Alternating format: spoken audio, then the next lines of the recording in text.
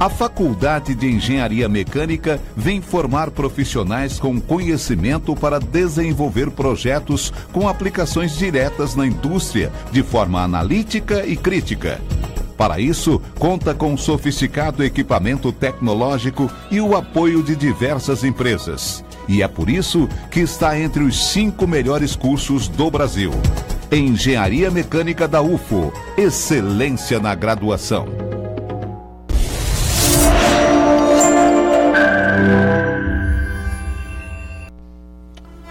Boa noite. A Universidade Federal de Uberlândia apresenta o sistema de câmeras de segurança. No mês em que se comemora a conscientização do autismo, vamos conversar sobre as principais causas, sintomas, diagnóstico e tratamento. Para debater este assunto, estão comigo no estúdio o neurocirurgião do Hospital de Clínicas da UFO, Leonardo Faria, e a professora do Instituto de Psicologia da Universidade, Cláudia De Quique. O Jornal da UFO começa agora.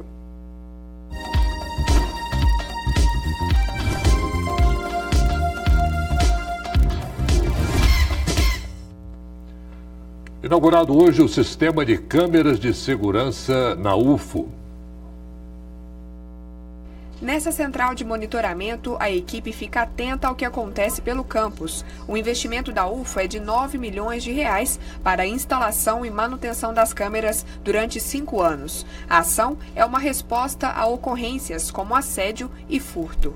Não podemos permitir que os nossos estudantes, as nossas estudantes, quando se dirigem para os seus estudos, os nossos servidores e servidoras, quando se dirigem para o ambiente de trabalho, estejam preocupados com essa questão durante a permanência deles nos diversos campi da Universidade Federal de Uberlândia. A UFO adquiriu 200 câmeras como essa aqui. Ela consegue identificar o rosto de uma pessoa ou a placa de um carro, por exemplo, e o monitoramento acontece 24 horas.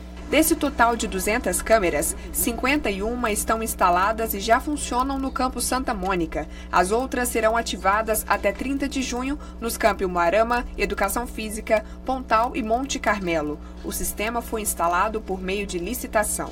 Esse processo licitatório acabou exigindo da universidade um tempo maior do que inicialmente previsto, e vencido o prazo de contrato, que são 5 anos, os equipamentos instalados eles passam a pertencer à Universidade Federal de Uberlândia. Durante a coletiva de imprensa, na manhã desta terça-feira, o prefeito universitário ressaltou que a UFO é um ambiente de estudo e trabalho e, por isso, a segurança é assunto de peso. Para a própria PM, usando os termos que eles utilizam, os campi da universidade não são áreas vermelhas, não são áreas críticas da cidade. Entretanto, eles têm um agravante muito sério, que é o quê? É o local de trabalho das pessoas. O estudante, ele não vem aqui para ser abordado por um assaltante, ele vem aqui para aprender. Os nossos servidores, técnicos e docentes, eles vêm aqui para trabalhar. Em relação à presença da Polícia Militar nos campi, o Procurador da República, Kleber Neves, ressalta que a PM entra sem depender de autorização. Havia uma dificuldade por parte da universidade em permitir esse policiamento, o que nos obrigou a ingressar com uma ação civil pública e obtivemos uma decisão judicial que hoje a Polícia Militar é obrigada a cumprir. Então ela tem que fazer esse policiamento ostensivo. Com o sistema de câmeras instalado, existem regras para acessar as imagens. Quem tem acesso às imagens das câmeras: Polícia Federal, Polícia Militar, Polícia Civil, mediante requisição que deve ser encaminhada à universidade. Além da polícia, as unidades acadêmicas, elas podem ter acesso também a essas imagens mediante justificativa. E qualquer pessoa mediante mandato judicial. Agora o assunto é saúde. A reportagem a seguir é sobre o autismo, uma condição que afeta cerca de 70 milhões de pessoas em todo o mundo, segundo a Organização das Nações Unidas. Chegar em um país estrangeiro em que tudo é diferente e não saber o que fazer. É assim que Cleoneide descreve a experiência de quando recebeu o diagnóstico. Um de seus filhos, o João Victor, tem transtorno de espectro autista. Sem saber lidar com a situação, sem conhecimento de nada naquele lugar. Então é como se você estivesse sem rumo, sem noção de espaço e de lugar. João tinha pouco mais de 3 anos quando foi diagnosticado. Com essa idade, ele ainda não falava. Mas antes disso, a mãe já percebia diferenças no desenvolvimento dele em relação à outra filha. Foi a questão principalmente, né, da fala mesmo, e a questão dos sinais, né, de olhar fixo em questões mais de objetos giratórios, né? Aí anda o calcanhar. Quando ele começou a andar, ele andava na pontinha dos pés. De acordo com essa neuropediatra e professora da UFO, o transtorno do espectro autista apresenta diferentes graus. É uma doença que vai se manifestar com alterações, prejuízos na interação social, na comunicação e também no comportamento. Às vezes comportamentos repetitivos, interesses restritos. E a gente pode identificar isso até precocemente na infância. Existem fatores genéticos e ambientais para o desenvolvimento do transtorno. Problemas ocasionados durante a gestação, infecções, desnutrição materna, uso de tabaco, de álcool, de drogas, de medicamentos, infecções durante a gestação, problemas durante o parto ou logo após o nascimento, prematuridade, gestação gemelar. Então, é muito importante cuidar da saúde de todas as crianças, né, de todas as gestantes e crianças. Segundo esta psicopedagoga, atualmente todas as escolas da rede pública de Uberlândia têm pelo menos um aluno autista. O suporte dado a essas crianças e adolescentes é multiprofissional e, além de terem atendimento especial, também frequentam as aulas regulares. A psicopedagoga ainda explica que é errado tratar o autista como alguém que não consegue interagir. Pelo contrário, esse contato com outras pessoas é fundamental para o tratamento e também para a formação da criança. A gente percebe que os alunos, eles gostam de estar com os colegas, eles gostam de estar inseridos, mas eles não sabem como. Né? E às vezes essa disfunção, esse transtorno que a área do comportamento também traz, dificulta ainda mais esse relacionamento.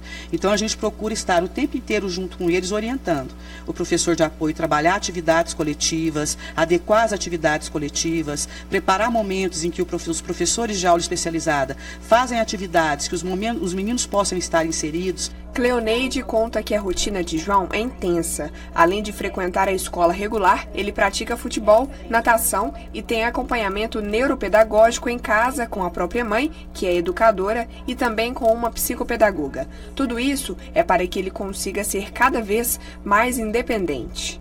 Ele mostra que hoje ele consegue ter uma socialização, a parte comportamental dele melhorou muito.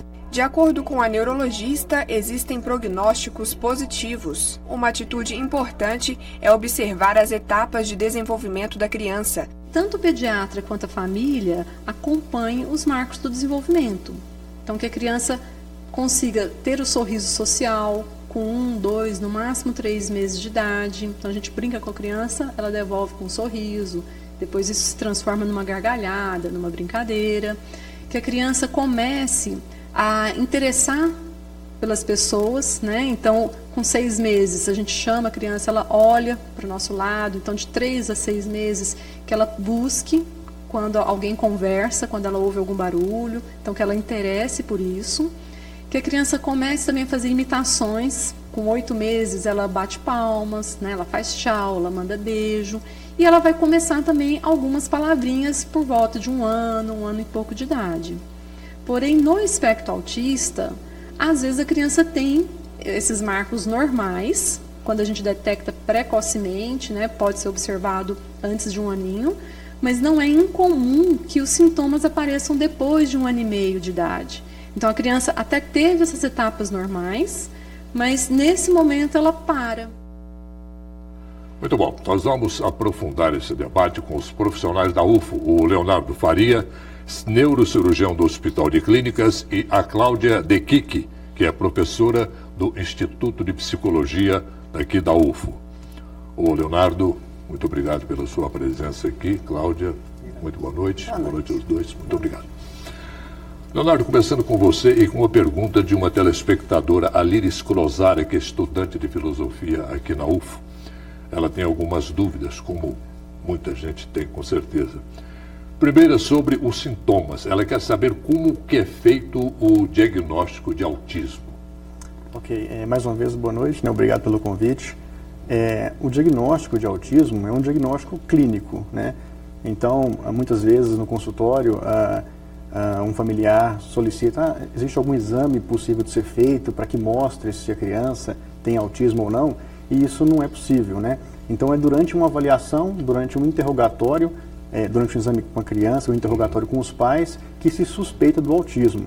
Como é um transtorno que afeta a comunicação verbal e a não verbal, ou seja, a comunicação verbal da fala e a não verbal, às vezes mais de gestos, então às vezes o diagnóstico passa um pouco despercebido enquanto a criança não tem uma comunicação verbal tão clara, né?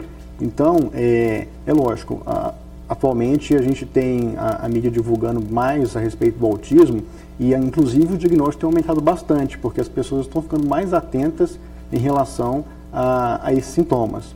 Então, a doutora Nívia até citou isso na reportagem, né? Ali nos primeiros meses de idade, a criança teria que olhar para os pais, fixar o olhar, esboçar um sorriso, e isso não acontece, ela desvia o olhar, ela não foca. Isso já é um sinal precoce de um problema de comunicação não verbal, que às vezes passa despercebido, né? Ô Cláudia, a Liris quer saber também, ela gostaria que a gente falasse sobre a dificuldade que alguns pais têm de aceitarem o filho com autismo. Como é que lida com isso? Olhei, desde que o Dr. Léo Kanner, lá na década de 50, em 1946, e 3 anos depois na Alemanha, o Dr. Asper, porque eu estou citando isso? Porque muitas vezes a gente pensou em autismo de Asper e autismo de Kanner. Hoje isso está resolvido, são dois fenômenos diferentes dentro do mesmo espectro. Mas desde que ele identificou esse quadro, depois em 1970 e poucos, quando uma médica no congresso voltou a mencionar esse artigo, as pessoas têm procurado causas, né? Vem aquela velha pergunta, de quem é a culpa? Né? De quem é a culpa? Toda vez que uma criança com um transtorno, com uma deficiência surge num contexto familiar, a nossa sociedade, né, a família que está dentro da sociedade, busca muito culpabilizar alguém, né? Como se o filho perfeito fosse o ideal de todo mundo e fosse possível, né? Mas, desde essa época, quando ele cita isso, algumas teorias foram esboçadas para explicar esse fenômeno. É bom dizer, a própria médica, ela lista na entrevista, ela lista uma série de possibilidades que pode acontecer para surgir o transtorno do espectro autista. Então, você veja que não há consenso e não há identificação de uma causa. Mas uma das hipóteses que lá na década de 70, 80 levantou-se, que a criança com autismo seria resultado de um vínculo ruim, de um vínculo pobre com a mãe. Consanguíneo também, no caso. Não. Ainda nem tinha chegado nessa questão da organicidade ainda. Era bem da interação. O mito da mãe fria. Hoje a gente sabe que isso não existe, né? Que não é a relação da mãe com a criança que provoca o autismo, né? Claro que uma mãe que tem uma criança com um transtorno autista, ela tem uma relação mais complexa com essa criança. Imagina você com um filho que toda vez que você vai abraçar esse filho, ele chora, ele se assusta, né? Você vai pegar um bebê no berço, ele grita, ele não quer o toque. Claro que uma mãe, assim, a relação, a interação fica complicada, né? Mas dentro dessa hipótese da interação, a gente sabe que é muito mais, a interação é uma consequência do transtorno que acaba envolvendo todo esse emaranhado de interações afetivas do que a interação sendo a causa dele. Ô Leonardo, a última pergunta da Liris, ela quer saber o seguinte, quando a criança tem compulsão por alguma coisa, por exemplo, ficar só lendo e não querer fazer mais nada, isso pode ser um sintoma de autismo? Pode ser, sim, um sintoma, né, que é a questão do comportamento restritivo, né? É a criança que ela fixa em relação a alguma coisa e é como se ela não tivesse atenção para outras coisas. É um dos sintomas, sim, inclusive um dos mais importantes, quando a gente vai fechar esse diagnóstico. Agora, não é um sintoma específico do transtorno do espectro do autismo, né? Tem outros transtornos psicológicos e neurológicos que podem também vir com esse tipo de sintoma, tipo de sinal, né? Cláudia, existe medicação para autismo? Olha, Orley, desde que eu me formei como psicóloga, minha área é psicologia escolar dentro da educação especial, já fui professora, inclusive, de crianças que tinham transtorno autista, no comecinho da carreira. Só se descobriram de ontem para hoje, mas até então, o doutor pode me confirmar ou não existe nada. Porque a busca de uma biologização, uma patologização do espectro autista dentro dessa organicidade, muitas vezes é uma fuga para se perceber um outro problema. Inclusive, eu queria aproveitar a oportunidade, porque eu acho que... O momento é esse. Isso. A mídia tem divulgado, a Globo com as suas novelas, com seus autistas. Hoje até minha mãe sabe identificar um autista, né? Se brincar. Mas o que acontece? Está acontecendo uma banalização do fenômeno.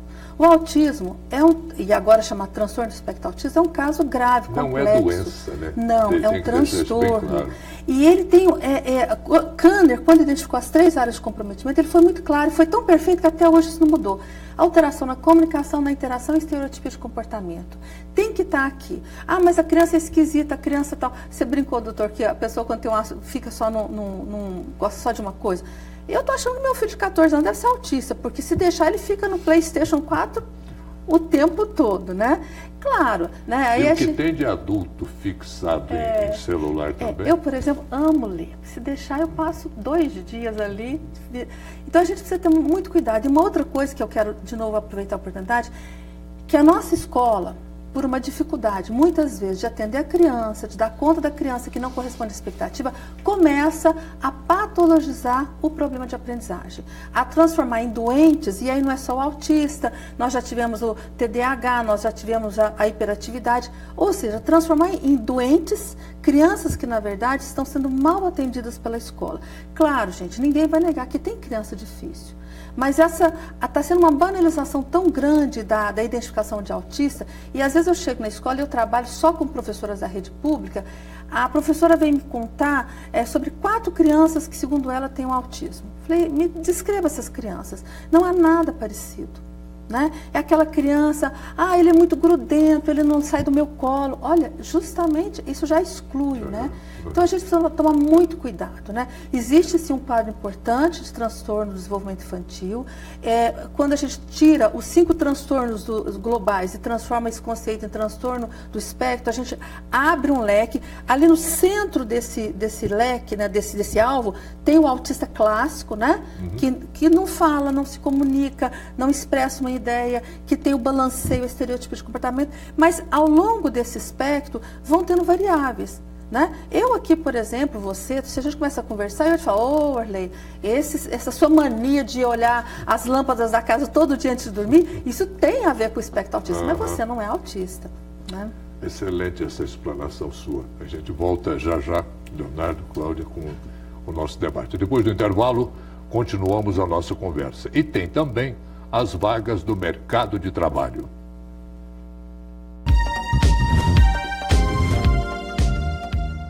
Informação mais ágil, dinâmica e um novo formato. Comunica.ufo.br, o portal de comunicação da Universidade Federal de Uberlândia. Comunica.ufo.br.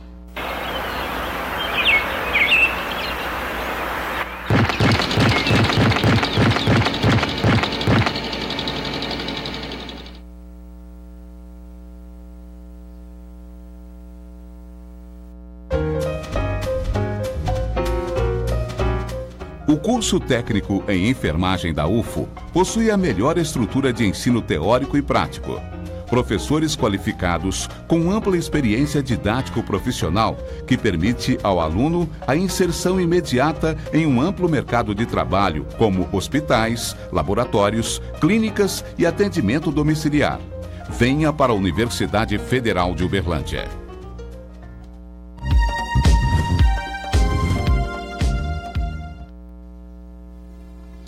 Veja agora as vagas de emprego e estágio aqui em Uberlândia.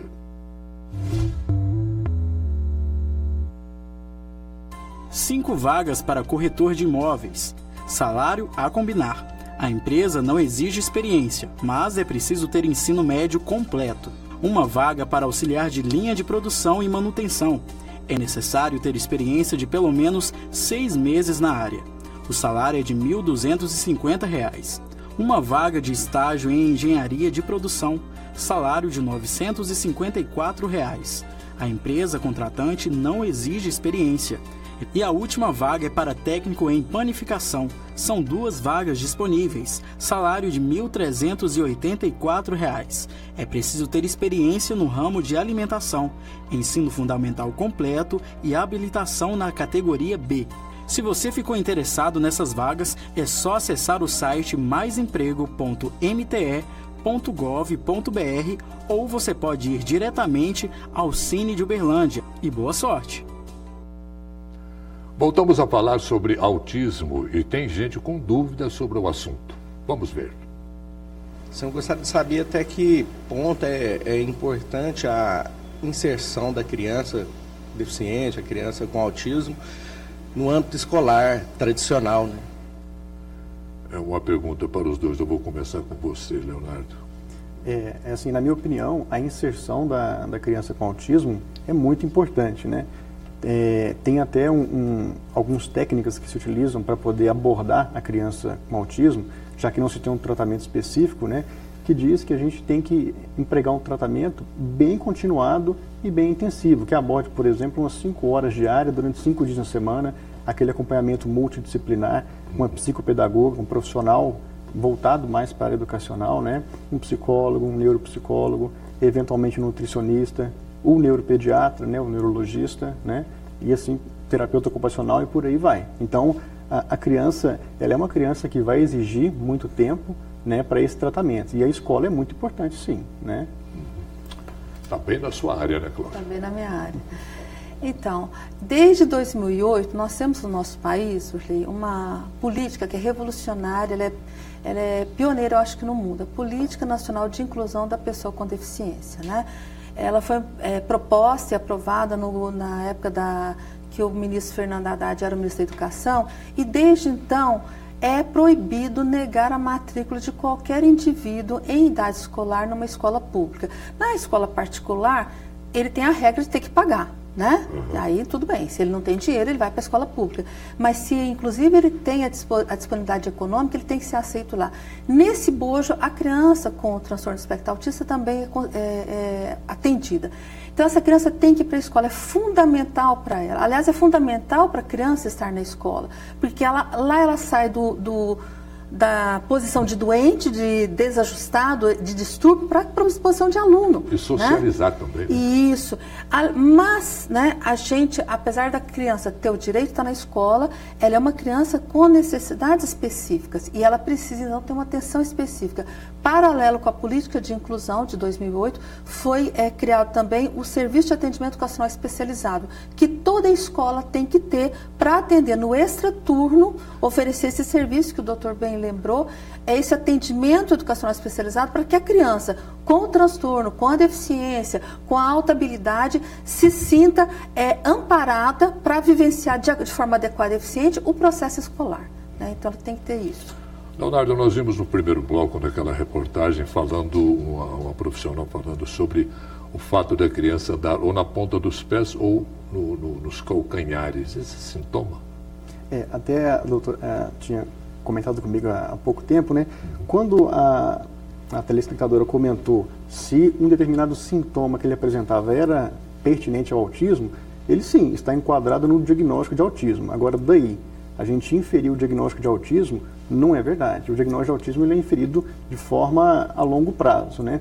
Esse sintoma, uma alteração de comportamento, pode estar associado nos sintomas do transtorno do espectro autismo, mas ele não é um sintoma definidor da doença, entendeu? Então, somente por esse tipo de comportamento ou sinal, não dá para a gente fechar um diagnóstico. Né? Como é que você vê isso, Cláudia? Essa questão. Toda a minha leitura desse fenômeno, ela passa pela escola, né? Claro que o sujeito que tem o transtorno do espectro autista, ele tem peculiaridades que vão interferir nessa interação, e lá atrás, na proposta, quando o Dr. Kanner faz uma proposta de inserção dessas pessoas na sociedade, na escola, ele sempre diz o seguinte: nós não devemos nadar contra a maré. Se, por exemplo, né, existe um ritual, né, ele conta o caso de um rapaz que ele tinha um ritual de cavar buracos e tudo quanto é, porque esse dentro do comportamento estereotipado, eles têm alguns rituais, né, a excessiva ordem das coisas, não pode ter nada fora, tal. Então ele tinha um ritual de cavar buraco em tudo quanto é lugar. Arrumaram para esse rapaz um estágio num sítio, aonde ele ia abrir as covas e depois ele ia plantar. Então tornaram um comportamento alterado, estereotipado, em algo socialmente aceito. A escola, ela também precisa ir por esse caminho. Se a criança, outro dia uma colega aqui da ESEVA comentando que o menino, ele só sossega quando assiste o Jornal do Meio-Dia. Ele tem, né, vai ver que gosta lá do pessoal da Globo. Então, todo gancho de conversa, eles partem a partir dali. Às vezes ele está muito alterado, então ele assiste um pouquinho da televisão e depois eles resgatam ele para uma atividade na sala. Então, pegar a criança, observar a peculiaridade dela, né? Ver o que ela está dando conta de fazer e a partir daquilo ir trazendo ela para o contato com o conhecimento, com os colegas e principalmente, né, melhorar a comunicação. Que isso realmente é o que mais atrapalha na criança com autismo. A gente tem uma dificuldade muito grande em estabelecer essa comunicação. Leonardo, o autismo ele tem graus maiores e menores de gravidade, vamos dizer assim? Exatamente, né? Tanto é verdade que o próprio nome novo que se deu para esse tipo de transtorno inclui isso, né? Transtorno do espectro do autismo, o espectro significa isso, uma variação de intensidade e de sintomas diferentes. Então, existem vários. A gente pode, por exemplo, incluir nesse rol de transtornos uma síndrome de Asperger, onde os sintomas são bem mais brandos, por exemplo, e transtornos invasivos do desenvolvimento neurológico, onde às vezes os sintomas são bem intensos. E o autismo estaria ali, o autismo clássico estaria ali mais no meio, com sintomas clássicos, né, facilmente identificáveis, mas não chegando a comprometer tanto a sociabilizar. Compromete, mas não tanto a ponto de deixar a criança totalmente incapaz, né? Isso não chega a acontecer no autismo clássico. Nos transtornos mais graves, tudo isso pode acontecer, sim. Cláudia, há casos, você conhece algum caso na literatura de autismo em adultos, adolescentes? Não. Ele até continua, né, na idade adulta, mas ele, por definição, é um transtorno do desenvolvimento infantil. Tanto é que há uma divergência na identificação. E aí eu estou falando isso de uma referência do DSM-4 e 5, do CID-10, então não sei se tem uma coisa mais atualizada. Mas há alguns autores que acreditam que a criança, até os 18 meses, ela tem que apresentar o comprometimento em pelo menos 2 das 3 áreas, que é o caso da comunicação e a interação. Né?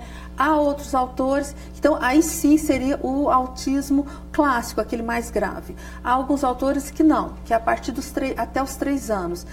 Dentro da própria psicologia, né, algumas linhas de abordagem do estudo da personalidade acreditam que a criança que vai bem até os 3 anos, ou que não chamou atenção, e dos 3 anos depois ela rompe essa comunicação, essa interação, isso não seria autismo, seria uma psicose infantil. Então existe essa divergência. O fato é o seguinte, ele tem que surgir na infância, né? Agora, sempre quando chega uma criança para nós, olha, essa criança tem um contato bom até 3, 4 anos de idade, estava tudo bem, e de repente há um comprometimento na comunicação, na interação, aí é bom a gente investigar outras causas. É um sinal, né? Porque dentro desse quadro de transtorno eu posso ter patologias psicológicas que têm comportamentos que são identificados dentro do transtorno, mas não são do transtorno. Né? Então a gente precisa sempre ter bom senso na hora. Mas sim, o adulto ele chega porque ele foi uma criança com autismo. Né? Como é que é, Leonardo, o tratamento nos casos de autismo? A gente sabe que tem que ter uma equipe multidisciplinar, vários profissionais envolvidos. Como é que é isso? Assim, o tratamento ele não é específico para o autismo, pelo menos em termos de medicamentos, né? Não existe um medicamento específico para se tratar o transtorno do espectro do autismo. O que a gente tem é alguns medicamentos para alguns comportamentos alterados que a criança, porventura, venha a ter. Vamos dar um exemplo, uma criança que é extremamente agitada e irrequieta, então aí se prescreve um antipsicótico para a criança, às vezes, ter um comportamento um pouco mais maleável, né? Às vezes a criança tem um distúrbio do sono associado por conta do autismo, aí se prescreve um hipnótico sedativo para ajudar ela nessa questão. Então os medicamentos são mais gerais. O tratamento mais específico possível para o autismo é um tratamento que envolve uma abordagem de reabilitação, tanto psicopedagógica, né? Uma reabilitação em casa, no ambiente com a terapia ocupacional, tudo. Então, uma terapia de reinserção da criança afetada na sociedade, que é o problema principal que ela apresenta, uma questão de problema de socialização. Né? Muito bom. Nós vamos ver agora como fica o tempo amanhã.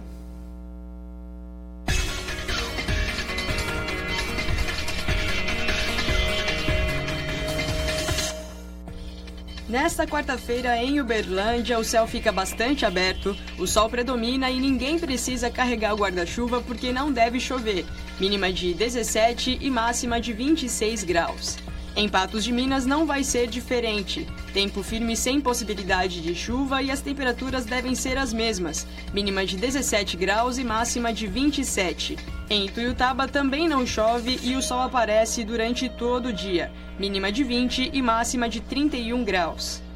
Em Monte Carmelo tem possibilidade de chuva na parte da tarde, mas bastante pequena.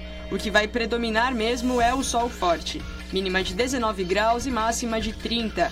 Em Uberaba, o céu fica aberto com quase nenhuma nuvem e não deve chover. A mínima prevista é de 18 e máxima de 26 graus. Doutor Leonardo Faria, doutora Cláudia Requique, foi um prazer muito grande tê-los conosco em nosso Jornal da UFO de hoje. Muito obrigado.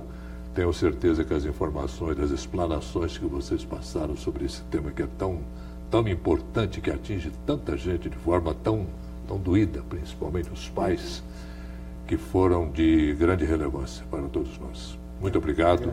Boa noite. Obrigada a vocês. Amanhã tem mais Jornal da UFO e vamos discutir sobre a internacionalização da universidade. E daí, tem perguntas? Entre em contato pelo Facebook da TV Universitária e participe. Boa noite.